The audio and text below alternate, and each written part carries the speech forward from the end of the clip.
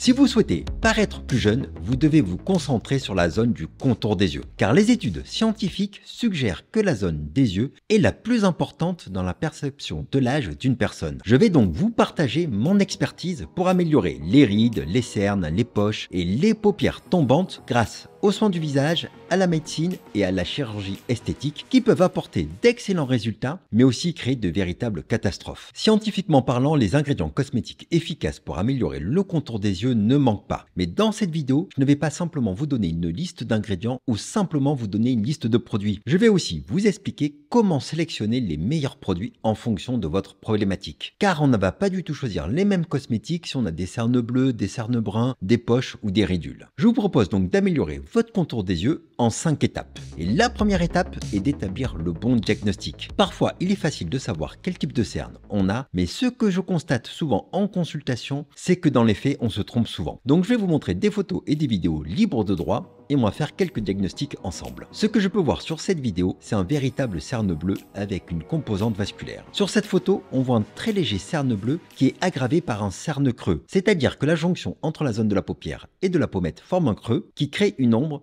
qui aggrave l'aspect du cerne. Sur cette vidéo, on peut voir un cerne brun, mais vu que la personne est maquillée, je ne peux pas être sûr de mon diagnostic. Là, on est sur un vrai cerne brun qui a sûrement une origine ethnique, car on peut voir que la paupière supérieure est aussi touchée. Sur cette photo, on peut voir une petite poche de graisse au niveau de la paupière inférieure et une paupière tombante, notamment au niveau de la partie externe de la paupière. Sur cette photo, on peut constater quelques ridules et un cerne creux qui peut donner un air fatigué. Là, on est malheureusement clairement sur la photo retouchée. Ce type de photo est simplement là pour donner des complexes. Je tiens à rappeler qu'il est tout à fait normal d'avoir quelques ridules ou des cernes et la vidéo du jour est là pour voir comment on peut améliorer notre contour des yeux sans se créer de complexes. Pour continuer, je souhaiterais vous montrer des mini poches malaires. Elles ne sont pas très visibles, mais vous pouvez voir la différence entre les poches sous les yeux qui se situent ici et les poches malaires qui sont dues à une accumulation de lymphe par le ligament zygomatique. Et sur cette photo, on voit des poches malaires beaucoup plus visibles. Donc une fois qu'on a fait le bon diagnostic, on passe à l'étape numéro 2, choisir des bons produits cosmétiques. L'une des principales préoccupations au niveau du contour des yeux, c'est la coloration du cerne. En cas de cerne brun de type pigmentaire, je vous conseille tout simplement de choisir des produits cosmétiques contenant des dérivés de la vitamine C. Parmi les produits que j'ai apprécié utiliser, il y a le Cetango crème contour des yeux de Drunk Elephant qui est vraiment très bien formulé. Il contient 8 peptides, 5 formes de vitamine C, des céramides et des huiles végétales. Je ne m'attarde pas trop dessus car j'en ai déjà parlé à de nombreuses reprises. Une alternative, c'est la crème C5 Booster de Polite Choice. Elle contient 5% de vitamine C hydrosoluble et liposoluble et alliée aux peptides, elle booste la production de collagène et uniformise la couleur des paupières. Et le zérambone, qui est un actif issu du gingembre, se focalise sur les anomalies pigmentaires et stimule la microcirculation cutanée. Mais vous pouvez aussi utiliser des produits qui ne sont pas destinés au contour des yeux. Vérifiez simplement qu'ils ne contiennent pas d'huile essentielle ou d'alcool asséchant afin de ne pas irriter cette zone délicate. Parmi les autres actifs que vous pouvez utiliser, je vous recommande l'acide tranexamique et l'alpha-arbutine. Et je vous donne quelques recommandations de produits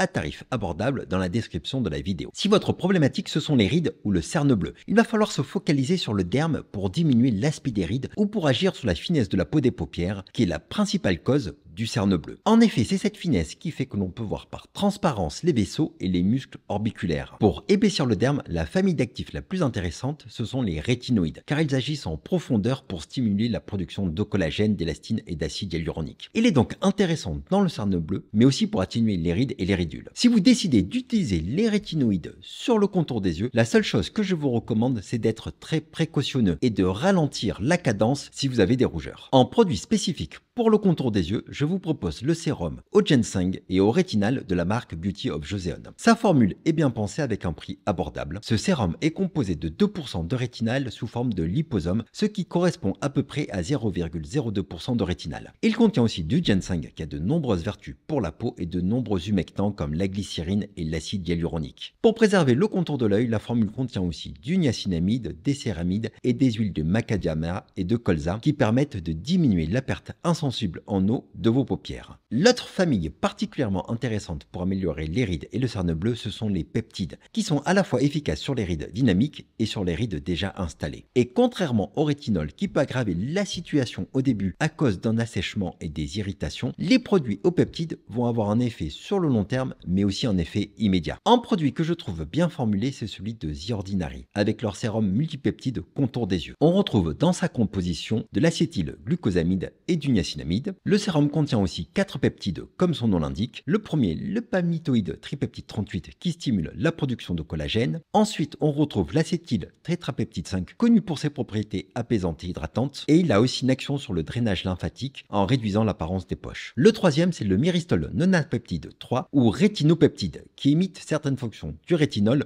sans ses effets secondaires. Et le dernier, c'est le peptide surnommé SYNEC qui aide à diminuer les rides d'expression. Ce sérum intègre aussi un duo de caféine et de GCG. Et le dernier composant notable, c'est de l'extrait d'écorce de frêne qui améliore le drainage lymphatique. Et la texture de ce sérum est assez agréable à l'application. Une alternative plus chère qui est plutôt destinée aux rides plus marquées, c'est le sérum contour des yeux de Nuance. On retrouve de très nombreux actifs anti-âge comme des peptides, de l'ectoïne, des prébiotiques, de la caféine et de nombreux acides aminés qui vont aider à améliorer l'aspect des rides et des cernes bleues. Si votre problématique ce sont les poches sous les yeux, il est possible d'améliorer les poches sous les yeux grâce aux soins de la peau si elles sont dues à des œdèmes, c'est-à-dire une infiltration d'eau au niveau de la paupière inférieure. Si par contre les poches sont dues à une hernie graisseuse, il va être très difficile de les diminuer par les soins de la peau et il faudra se tourner vers de la médecine ou de la chirurgie esthétique. Quand on a des poches sous les yeux, la façon d'appliquer votre sérum est tout aussi importante que le choix de celui-ci. Une étude s'est penchée sur l'effet du froid et de la caféine sur les poches sous les yeux. Et le résultat de cette étude nous montre que toutes les personnes ont une amélioration des poches grâce au froid apporté par le sérum, qu'il y ait de la caféine ou pas dedans. Donc un conseil que je peux vous donner, c'est de mettre votre sérum contour des yeux au frais. Et concernant le gel de caféine, il y a eu une amélioration supplémentaire chez 23% des personnes. Et je pense aussi qu'il est essentiel d'effectuer des massages drainants lors de l'application de votre sérum contour des yeux. Parmi les sérums intéressants, il y a forcément la solution à 5% de caféine et à l'EGCG de The Ordinary car elle coûte moins de 10 €. Si vous souhaitez rester dans les actifs qui contiennent de la caféine mais cette fois avec une texture gel qui va un peu mieux maintenir le froid, le Minéral 89 de Vichy peut être une bonne option. Il contient principalement de l'eau volcanique de Vichy, de la caféine, de l'acide hyaluronique et du beurre de karité. Et pour un sérum plus complet, vous pouvez choisir le Fractionated Eye Contour de Niode. Ce sérum contient plus de 28 ingrédients actifs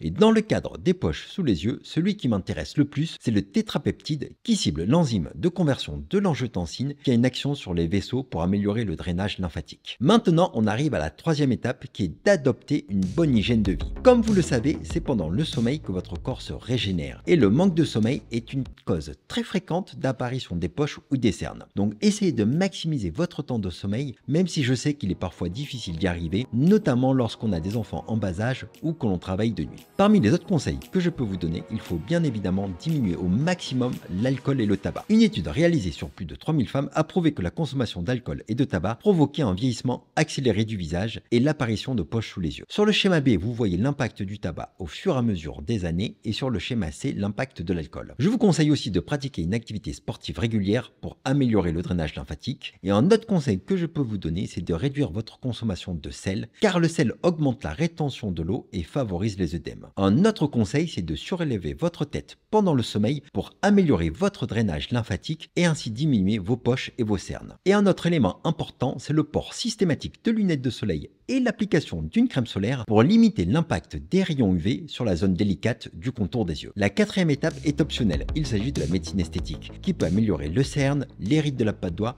ou les rides du lion. Pour rappel, les injections de toxines botuliques permettent de diminuer la contraction des muscles et donc de diminuer les rides dynamiques du visage. Les injections de toxines botuliques marchent très bien au niveau des rides du lion ou des rides de la patte d'oie et donnent un résultat assez naturel. Parfois, les injections de Botox peuvent donner un aspect assez figé, mais c'est là rarement dû aux injections des rides du lion ou de la patte d'oie, mais souvent à une injection des rides du front, car les muscles du front sont les seuls muscles capables de relever le sourcil. Et les injections de toxines botuliques au niveau des rides de la patte d'oie permettent d'améliorer un peu la paupière tombante en diminuant la contraction du muscle orbiculaire de la paupière qui est abaisseur de la queue du sourcil. Concernant les injections de la partie basse des rides de la patte d'oie, je vous les déconseille si vous êtes sujet à des poches œdémateuses sous les yeux, car la toxine botulique va empêcher la contraction des muscles nécessaires au bon drainage lymphatique. Concernant l'injection du cerne, il s'agit d'une zone assez dangereuse qui ne doit être pratiquée que par des médecins bien formés. L'injection du cerne ne va pas permettre d'améliorer le cerne bleu ou le cerne brun, mais seulement le cerne creux. Au niveau de cette zone, le consensus c'est d'injecter de très petites quantités d'acide hyaluronique pour garder un aspect naturel. D'autant plus qu'au niveau de cette zone, l'acide hyaluronique peut rester de très nombreuses années et créer des poches qui peuvent être disgracieuses. Et je tiens à vous signaler que les injections au niveau de cette zone sont assez dangereuses, surtout si on fait des injections directement avec une aiguille, car la circulation sanguine se fait par le système carotidien interne. Et il existe un risque extrêmement rare, mais pas impossible, de cécité si malheureusement une injection se fait au niveau d'un vaisseau et que l'acide hyaluronique vient boucher l'artère centrale de la rétine. La cinquième étape consiste à aller encore plus loin et à envisager une chirurgie. Comme la quatrième étape, elle reste optionnelle. La chirurgie peut aider à améliorer les poches graisseuses sous les yeux, mais au final, une question que l'on peut se poser, c'est comment savoir si les poches sous les yeux sont dues à des œdèmes ou à de la graisse. Un moyen simple de le savoir, c'est que les poches sous les yeux sont plus importantes le matin au réveil si vous avez des œdèmes, alors que les poches causées par une hernie graisseuse sont stables du matin au soir.